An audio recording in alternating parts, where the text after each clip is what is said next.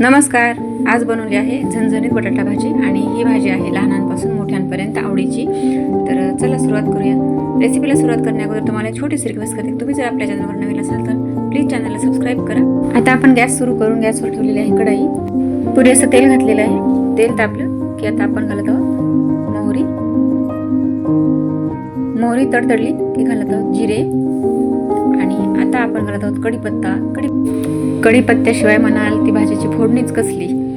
आता आपला कढीपत्ता छान तडतडलेला आहे. आता घालत आहोत कांदा आणि आता कांदा व्यवस्थित परतला जावा, पटकन परतला जावा म्हणून घातलं आहे थोडंसं मीठ.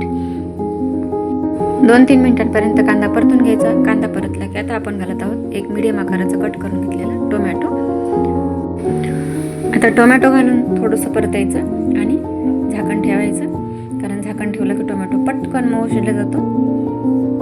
आता आपण झाकण काढून पाहिल्यानंतर टोमॅटोला थोडंसं मॅश करायचं आणि थोडं परतून घ्यायचं की आता आपण घालणार आहोत अद्रक लसूणची पेस्ट.